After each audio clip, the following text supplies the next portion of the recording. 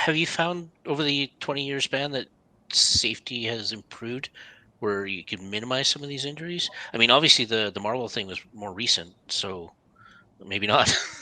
Well, so a lot of people, well, the number one thing is a lot of people think we are adrenaline junkies, and we're not. We're just trying not to get injured. And we're trying to do the best job we possibly can and get through it and be able to walk away at the end of the day. So adrenaline's not really factored into it. You're really focused and you're really serious about getting a stunt done. But I think it's the safest place to do a stunt is a big budget film movie set. I mean, you got the best people there. You got the best paramedics. You got the best stunt coordinator. You got the best in the business surrounding you. So if something's going to go wrong, it's going to be probably a freak accident. But you got the best. So if you're going to do something, that's where you want to do it.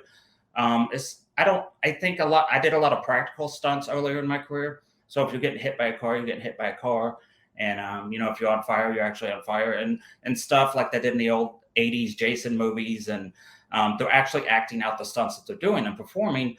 And now, like the Marvel show I did, it's a lot of green screen, it's a lot of wire work, so it's so different. It's a whole new dynamic when you put in wire work and green screen and visual effects and everything. So I think the stunt coordinators and safety have been great forever. I mean, they've been great for decades. And they really are good at what they do. And I think now there's so much new stuff that, coordinators and safety protocol and everything's trying to catch up. But like I said, it's the best place to perform stunts because you got the best in the world around you. Talent Talk is sponsored by Company of Rogues Actors Studio, New York-style training for actors at all stages of their journey. With our part-time classes and full-time masterclass program, Rogues provides a unique post-secondary option under the guidance of working professionals. Mentoring and developing professional film and theater artists since 1993, Calgary's longest-running independent studio offers practical hands-on classes in a positive, supportive environment. Check us out at corogues.com. Company of Rogues, passionate about the art of acting.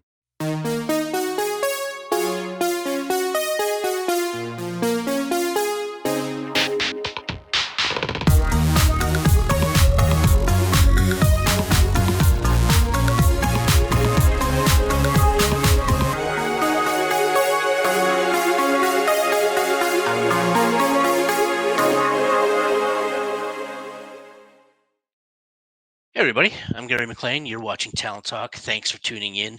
If you can go to the Talent Talk YouTube channel and subscribe today, it would be greatly appreciated.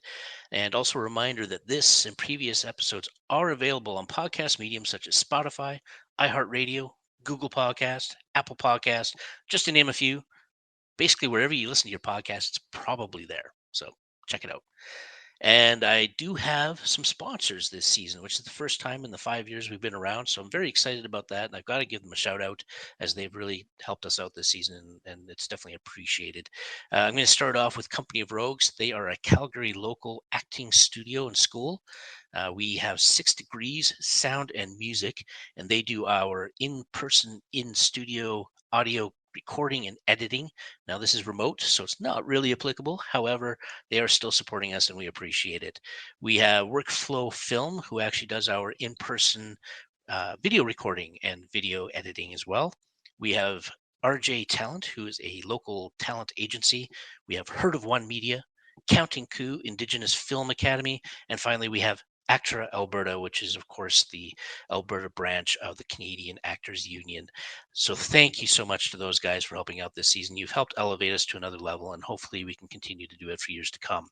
Now, the reason you're here, it's not to listen to me spiel about that kind of stuff. It's our guest. And our guest is a stuntman. I believe he currently resides in Houston, Texas, but he's done a lot of work in LA and on various Hollywood films doing stunt work. And I'm very excited to kind of chat with him and find out the ins and outs of what a stuntman does. How does he deal with injuries? Is there security, safety issues that they need to consider, or are they just out there partying and having a good time? Let's find out and chat with this guy, and he'll, I'm sure, let us know. So please welcome Preston Corbell to the show. What's up? I've actually been really looking forward to this show, so I'm glad to be here, man. Oh no, I'm glad. I'm glad you take the time to actually chat. That's awesome too. So and thanks for reaching out. I love it when I get just the random things come. People messaging me going, "Hey, I'd like to be on your show. I'm just like, have you watched the show? You sure? Hey, I have watched the show. I'm a fan. I actually watch it. Well, I appreciate that. I do. Yeah. Yeah. So thanks again for coming on. Um, yeah. So tell me, like, I know you've been doing stunts for quite a while, and Yeah. I've been watching some of your demo reels and things like that. And of course, you don't just do stunt work. You've done some actual acting as well. And Yeah. it seems like a natural transition to begin with. And I'm just kind of wondering how that all began. What drove you to actually do this? Man, I started doing stunts when I was 16, but I grew up in Newport Beach, California, and I was a basketball player. I had a basketball in my hand since I was 3 years old, and that was like my life goal. That was what I was going to do for the rest of my life. And then I was good in high school, and then was able to go to San Diego State, play in their summer league, and play D1. And I ruptured my Achilles, so that kind of changed a lot of things and made me sit back and go, what can I do? I have this athletic ability, but there's no way I can continue a basketball career with a ruptured Achilles. And I was invited onto a set, and I started working on Cabin Fever, Reno 911. Then I got a series regular gig on One Tree Hill, where I was the stunt double and photo double for Chad Michael Murray, Lucas Scott.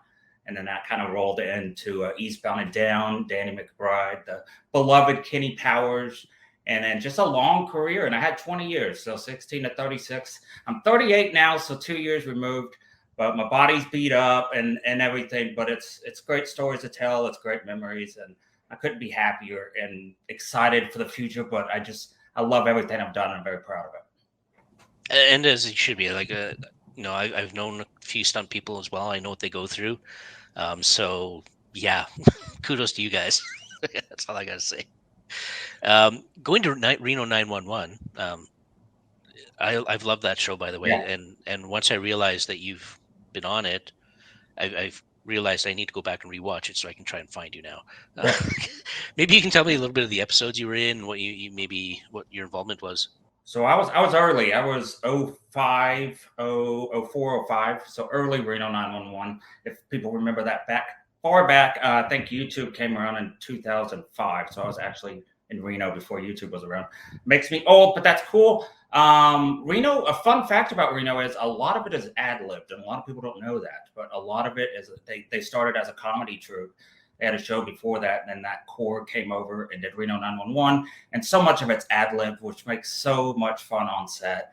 And it really makes it more joyous. And it was a great opportunity for me to learn how to do stunts. If you've ever seen the show, you know how goofy it is. But you know a lot of people get hit by cars and roll around and all kinds of crazy stuff. So it's a great place to learn a lot of different types of stunts quickly. Okay. And what was the first stunt you did on the show that you recall? I did like an adrenaline guy. So when I was acting, I did a character named the Adrenaline Guy. But that's kind of where I mainly got car stunts done on like One Tree Hill. But I was introduced to them in Reno 911, just kind of a more simple effect of how to roll on a car, how to get hit by a car, and how to do that precautionary. So it was kind of entry steps. And then when I went into One Tree Hill, we got more intense with car scenes. But a lot of times it's all about mathematics and knowing exactly when to move and when to lift your leg and when to roll, and all those little bitty decisions you make can really affect your career, your longevity of not getting injured. And if we get injured, we don't make money. So our number one goal is to not get injured. Yeah, and I'm kind of curious what your thoughts or what you've seen in your experience when it does come to that. If there is an injury, do you find that a lot of stunt people will just work through it because, well, they need the money? Or how do you like, or are they pretty, not specifically to you, but just in general, how do you see folks in your industry handling that? It's part of what you sign up for, but if you're a stunt man, it's part of your identity. So you're going to get injured, and you're trying to get as least injured as possible, but they're gonna happen. And throughout your career, something's gonna hurt all the time. And when something hurts and then a new thing that you gets injured, all of a sudden you forget the old thing. And it's kind of, you're constantly moving in a forward progression of not trying to get injured again, but something's always hurting. It's hurting every day. I got all kinds of injuries all over my body. I've broken all kinds of bones, torn all kinds of muscles. I have a really bad back injury from my Marvel show that I did. And they're just part of the game. But it's kind of like basketball, how it used to be in the 70s and 80s, where you had an injury and you fought through it, and you wanted to get to those playoffs, want to get the championships. And now you see a lot of players miss 50 games a year, and it's kind of like it's a little more lackadaisical. So it's in the mindset of a stuntman to be tough. That's what you're there for. That's what you're being paid for, is to get the job done and not whine about injuries. Which again can decrease your longevity. So in that span of 20 years, how many times would you say you were injured to a point where you're like, okay, I just can't do this? I had a really good run. When I hit about 36, which was about 19, 20 years for me, my body I just kept getting injured, and major injury after major injury, and I couldn't do it anymore. But I mean, outside of the ruptured Achilles, I've broken like my left foot twice. I've broken my right foot once. I've torn my pec. The back injury I had a lot of vertebrae. And then it tore the upper part of my back muscles. It was a wire work, and it got retracted and in between seams. I wasn't prepared for that, so I was really loose. And I slammed on my left hip and just jacked up my back, which I feel every day. But I mean, I've had bicep repair, all kinds of broken hands or broken fingers, wrists, toes, and I could go on and on. And they're just the badges of honor. They're nothing to complain about. And when you get done, you're definitely going to hurt. You're definitely going to remember that. But it's something to be proud of, so for sure. Yeah. And have you found over the 20-year span that safety has improved, where you can minimize some of these injuries? I mean, obviously the Marvel thing was more recent, so maybe not. Well, so a lot of people. Well, the number one thing is a lot of people think we are adrenaline junkies. And we're not. We're just trying not to get injured, and we're trying to do the best job we possibly can and get through it and be able to walk away at the end of the day. So adrenaline's not really factored into it. You're really focused and you're really serious about getting a stunt done. But I think it's the safest place to do a stunt is a big budget film movie set. I mean, you got the best people there. You got the best paramedics, you got the best stunt coordinator, you got the best in the business surrounding you. So if something's going to go wrong, it's going to be probably a freak accident, but you got the best. So if you're going to do something, that's where you want to do it. I did a lot of practical stunts earlier in my career. So if you're getting hit by a car, you're getting hit by a car. And if you're on fire, you're actually on fire, and stuff like that in the old 80s Jason movies. And they're actually acting out the stunts that they're doing and performing. And now, like the Marvel show I did, it's a lot of green screen, it's a lot of wire work. So it's so different. It's a whole new dynamic when you put in wire work and green screen and visual effects and everything. So I think the stunt coordinators and safety have been great forever. I mean, they've been great for decades, and they really are good at what they do. And I think now there's so much new stuff that coordinators and safety protocol and everything's trying to catch up. But like I said, it's the best place to perform stunts because you got the best in the world around you. Right. Is there a lot of? I'm just wondering if there's a lot of prep work done up front before you actually do the scene, or is it kind of you show up on set and it's like, oh, by the way, so we need you to do this? So it totally depends on what you're on. If you're on a film and it's middle of the road budget, then you're going to probably get some stunts thrown at you, or before they'll be like, hey, you got to do this, but there might not be as much prep. If you're on a Marvel show, it's extremely prepped. Every person has a purpose and they're supposed to do that exact thing, and that's it. So it's very, very organized. And then like TV shows I did in the past, where I'm on the series as a stunt double, stuff's getting thrown at me every day. So it's different stuff every day, and I don't have prep. So then that's when you rely on experience. That's when it was cool to do Reno. And now, hey, I've done that before. And each time you do something, you learn it better. And you learn, hey, that wasn't good the first time. Let's not do that again. Or let's do this different. And it's all about trial and error, really, with stunts, especially practical stunts. Right. And so going back to 911 for a second, because you did both stunt and acting, I believe, yeah. Right? And do you find it's a fairly common thing, for example, if you're on set already doing stunt work, that they just say, hey, since you're doing this, do you want to just do this role as well? I mean, if you're a regular and You know, your face is seen every day, and producers see you, and they know you do a good job. If they got something where someone didn't show up, or it's a bit part, or it's a line, yeah, they'll throw you in for sure. So that's definitely a bonus of the job. Okay. And vice versa. Have you done acting and they're like, hey, you do stunt work too? Can you do No, this? no. Well, there's always kind of that dynamic where stunt guys don't like actors. But it's not that they don't like it; they just don't like to mix it. So if you're a stunt guy, you're only a stunt guy. If you're an actor, you're only an actor. And I've done some acting work, not near as much as stunt work, but you know, you can't do stunt work every day. And I've done stand-in and photo double and stunt. And then if you can get an acting gig, you can get an acting gig. I mean, we all have to pay bills. So it's what you can get, but it all kind of goes together. So when you're working on a project and you know this guy, then you know the director of photography over here, and you can kind of go into different roles and kind of just mingle and get your collective group of everyone you know, and kind of do different roles here and there on different projects. Okay.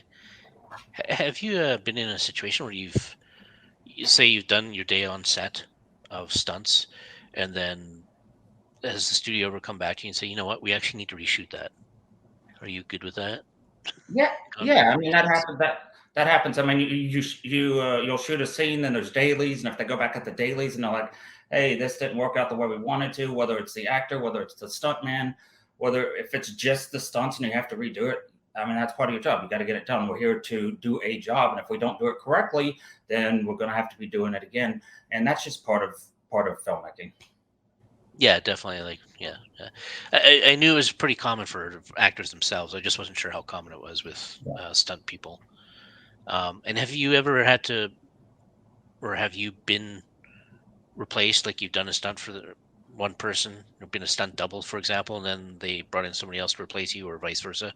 You were replacing somebody else, or do they try and stick with the same guy to be that stunt double? I've been lucky in my career to be on some long running shows.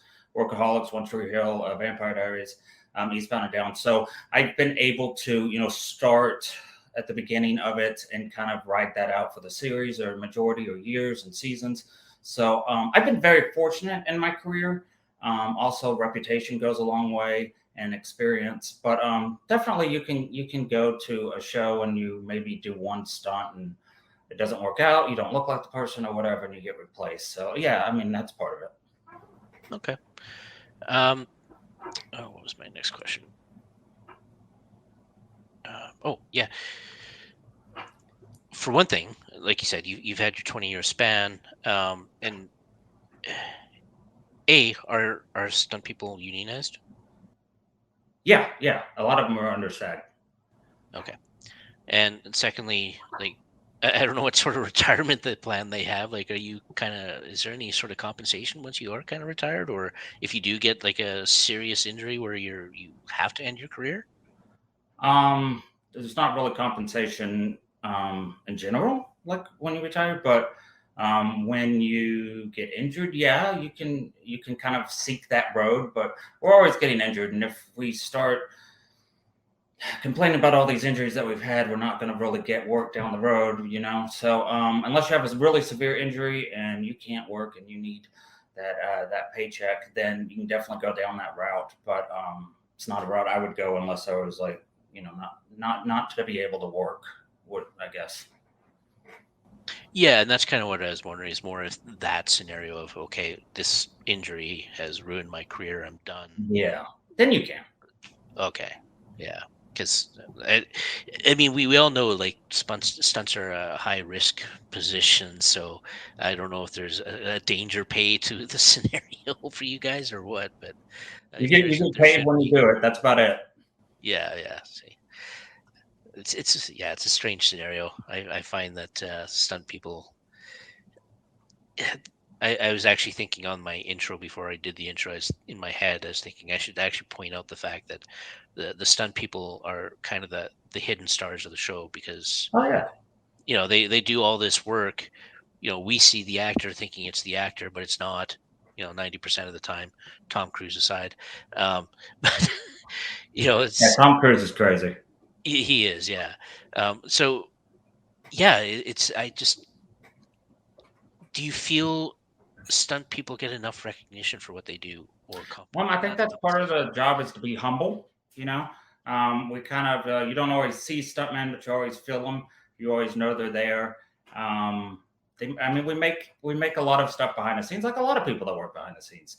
A lot of lighting people, a lot of grips, a lot of just craft services, whatever. Everyone's making a film. So, but stunt people definitely are the glue, especially in action, especially in dramatic scenes and stuff. So, I guess just be humble and know you kind of leave your heart as a stamp on the film and be happy with that. And have you run into other stunt people who have? Because I mean, I know it's the same with actors too, where you run into somebody who has that ego of, yeah, I'm the best there is. Get out of my way. I don't. Stunt people are usually pretty good. They're usually they're real focused. You'll find that when you run into them. They're focused. They're not super serious, but I mean they are individuals that they're there to do a specific job, and there's not a lot of messing around, and you got to be laser focused on what you do. So as far as ego, no, I can't think of anyone that has a big ego that I can remember off the top of my head. But stuntmen are usually pretty humble guys. Okay, no, that's fair. Um, so since because do you feel you'll probably go back into stunts, or are you like done? That's it. I'm done. My body says I'm done. Body says you're done. And I actually saw in one of your videos on your YouTube channel, which, by the way, if you check it out, look up Preston Corbell, check out his YouTube. I think it was your intro video that's on there. I think five. Yeah, 5 things I wish I knew before I was a stuntman. Yeah. Yeah. And I think one of them was I'm trying to remember now. Yeah, listening to your body was one for sure. Knowing, understanding that. And I You're think one that with age. Right. So my question to you is, so what do you do now? I'm actually a mental health therapist. So I help out. I'm actually a sports psychologist. So I help out with athletes pretty much, and especially professional athletes, college athletes. But no one knows the athletic mind. No one knows what an athlete goes through unless you're an athlete. So that's kind of my transition into helping others that were like me and kind of retired, whether you had this glorious retirement or no one's wanting you to play for their team anymore. So now what the heck do I do with my life? So it's definitely a transition that I can understand and I can help others. Okay. And that, honestly, that's an amazing transition for sure. Because again, and I think you mentioned this on your 5-point video on YouTube as well, is the mental health game of being a stunt coordinator or stunt. Yeah. And honestly, I don't think I've actually publicly brought this up, but I'm trying to get a documentary off the ground, and the documentary is essentially about the mental health of actors. Okay. Right? In differing phases that they go through, whether it be the audition phase, being a star on the show and then losing that stardom, being a child actor, whatever the case is, and then bringing those mental health issues that everybody goes through. And stunts is right up there as well in terms of what you have to deal with, because if you're injured, the fact of dealing with that, am I going to be healed enough to do this again? If not, how am I paying my bills? All these things that go through your mind. Well, I'm sure you have other things. Huge thing is fear of injury. I mean, if someone has a knee injury, they're always going to be fearful when they land on that knee, and they're going to put more attention on the healthy knee, which is going to blow out because it's getting too much of the attention. And it's just a cycle where you're injured and you don't want to get injured again, and you're scared, and then you lean on things that are good that are going to be bad. So it's a huge mental aspect of, I get injured, how the heck do I go back to stunts? Yeah, for sure.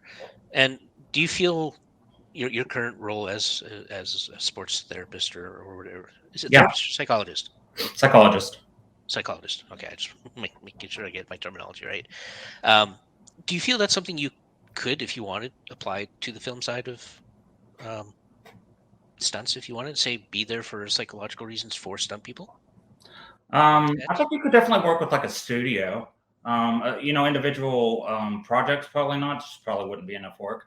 But you could work for a studio for sure and have that as an accessibility for people that work and films and TV shows and commercials, anything that studio produces. I definitely think that'd be a huge aspect. And you can cater towards athletes, whether they're filming in the film, or you can cater towards obviously stuntmen, but there's not that many of us.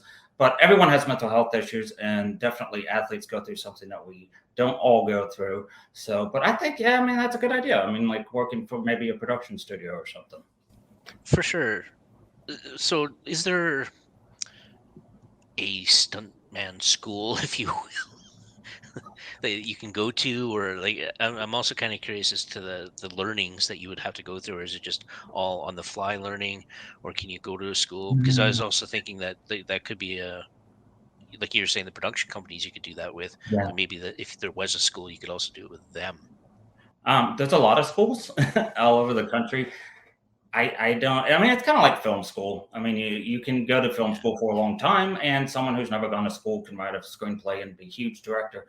Um, I don't. I think some schools maybe get an introduction of stunts, kind of know the basics, how to roll, how to fall, stuff like that. But if you're going to be a stuntman, you're going to learn on the fly, and you're gonna learn when something hurts. You don't want that to hurt again, so you're going to do it a little differently. But I'm not a big proponent of stunt schools, but to each their own. I think you should learn by trial and error. Maybe do some independent stuff, but do strong independent stuff. Don't like jump off a building with no padding and be stupid. I mean, do good stuff, but I think you can learn the basics on YouTube. I think YouTube's great, and they got a lot of professional stuntmen there to teach you on YouTube, so you don't need to go to school. Okay. And have you thought about being like an on-set coordinator? I do not want to. No. Okay. It's not my thing. I don't want to teach. And that's fine. It's like me in directing. I don't want to Yeah. direct. So, like you said, each their own, right? Like, yeah. Yeah, I mean, some people are meant to do that, but And that's the natural progression of, hey, I'm too old to do stunts. I'll go into that. I don't want to be a teacher, so I don't. and is that, you don't necessarily have to answer this, but is that just because you again, you kind of feel that learning by trial kind of scenario, or is it just something that just doesn't interest you? It doesn't interest me, but if I want to be a stunt man, I don't want to be on the sidelines watching others. So it's not my thing. No, that's fair. So aside from the psychology side of things, have you thought about doing more stuff in behind the scenes for film, like getting into the producing or anything like that? I thought about producing. I need to explore that a little more. I did a character called Bunny Man on Cabin Fever. I'd love to do a character like that again. Just kind of a masked horror figure, something like that. That would be awesome. I'd love to do that later in my life. But until that comes along, producing would be good. I don't like directing, such as yourself. Just stuff behind the scenes. But yeah, I mean, there's not a lot out there that I can do.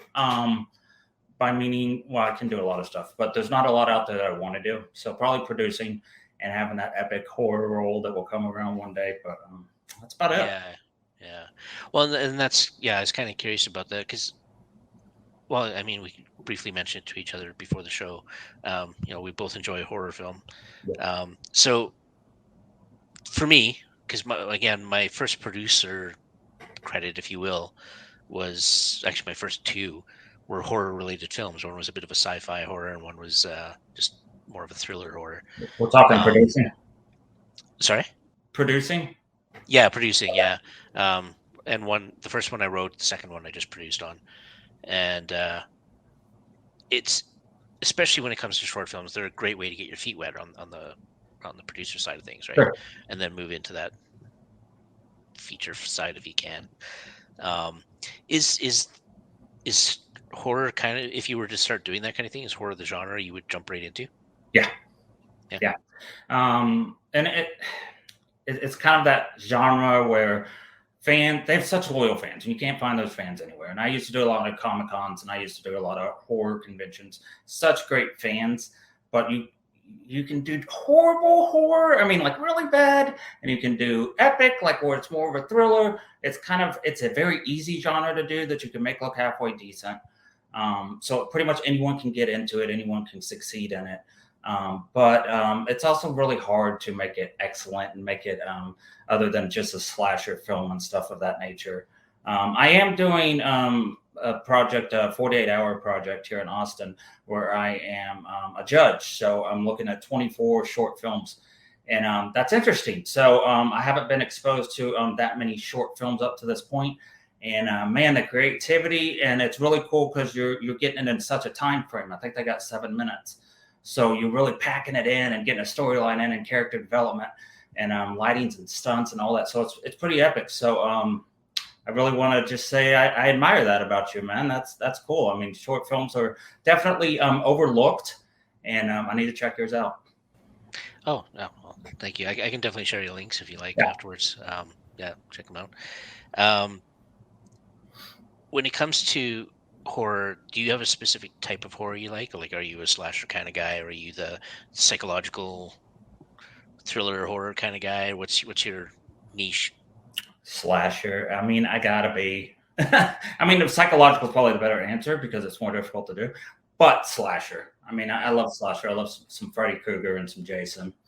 Yeah, kind of the 80s style. Yeah. Or You're Next, or I don't watch current movies. It's kind of funny with me is I can't sit down and watch scripted stuff anymore. It's been that way for about 10 years, but I just can't sit down and watch it. I can't tolerate it. So I don't get to watch movies as much anymore. So, but definitely slasher. What about you? Yeah, well, definitely. Yeah, I tend to lean towards the slasher ones as well. I also kind of like the cheesy, campy stuff as well. Yeah, for watching anyway. Like Sleepaway Camp and stuff. Yeah, totally. Yeah, just exactly. Do you want to focus on producing or acting? Oh, acting is my thing. I much prefer the acting side. Okay. I do the producing side, just kind of keep active, more or less. Because a lot of the stuff I'll produce or write, I tend to write myself in. So, is there a lot of work up there? Not specifically in Calgary. It's a pretty small market. Okay. We are getting more work. Like, of course, we had The Last of Us up here last year, filming up here. But it's not necessarily great for actors. It's really great for our crews. They get a ton of work, but the production companies that come up here from the U.S. tend to bring in their people. Yeah, they're probably already casted. Vancouver, Toronto. Yeah. We might get the one or two bit lines here and there or background. That's essentially it. Or you stuck to like commercial work and stuff. Yeah, exactly. But yeah, no, I definitely prefer the acting side of things for sure. Oh, so let's get back to you because it's not about me. It's about you. Conversation's good. What's that? Conversation's always good. We're kind of wrapping up near the end of the show here, so I'll just ask you a couple more questions, and then we'll kind of sign off here. Okay. So one of the things, what's the craziest stunt that you recall doing? Not necessarily one that's injured you, but just one that you thought was crazy. The thing that I thought was, I'm not a big water guy. I did a show called Surface on NBC where you had to do a lot of scuba diving and deep sea diving. We were in Wilmington, North Carolina, so a lot of water work. But I did another show where we drove a limousine off a bridge, and you gotta go into the limousine and save people. You gotta learn how to breathe underwater, and it's a lot of acting involved. And you got one shot for that limo breaking the bridge, and there's so much pressure on a stuntman to get it in that one shot because that's all you got. You don't want to be the guy that messes that up. So that was really the most insane thing. It was one of my earlier things. But I mean, getting set on fire and jumping off buildings and getting hit by cars are always fun too. I got to touch on the fire one for a second. I know they've got the coating and stuff that they kind of throw on there. Yeah. Do you feel it? No. So it's weird with fire. So you get coating, then you get your suit, and then you get this. I think you have like 45 minutes or an hour to get it all done before you can get lit on fire. But the last thing is they put this thick coating over your suit, and you are freezing cold. I mean, it doesn't matter what the temperature is outside. You are freezing that thing. You're shaking. So at that point, you're kind of excited about the heat of the fire. So you don't feel the heat at all. I mean, by the time you walk through whatever you need to, and then you get put out, you don't feel it. I haven't felt it. And I've never seen anyone injured doing it. Yeah, I find that fascinating. Yeah, that's interesting. So let's talk next steps for you. Like, obviously you're doing the sports psychology kind of thing. That I assume that's kind of your end goal now. Let's just film's my heart, man. Film's always going to be there. I mean, it was the majority of my life, so it's something I want to get back into. Stunts aren't going to happen. Body's too old, and acting just in front of the camera and stuff is not anything I'm looking to get into. So Probably something in the horror community. Maybe directing, producing. But I do want to get back into it. I want to at least stay in touch with the community and stuff. So I'll do something in the future for sure. Nice. And yeah, I'm the same way. I don't know about you, but if I spend too much time away from doing something creative, I start to miss it, and then Yeah. I get antsy, and I'm just like, it's almost like having too much coffee. You're just like, I gotta do something. Okay, perfect, man. No, I appreciate it. I think we'll try and wrap it up there if that's all right with you. Yeah. I want to thank you again so much for taking the time to chat with me today, and yeah, best of luck on your future endeavors, man. Thanks, guys. Appreciate you being here. Appreciate allowing me to be here, and I had a lot of fun. Thank you. And thanks everybody for watching. Tune in next week. We'll have somebody new, as we do every week. So we'll see you then. Take care.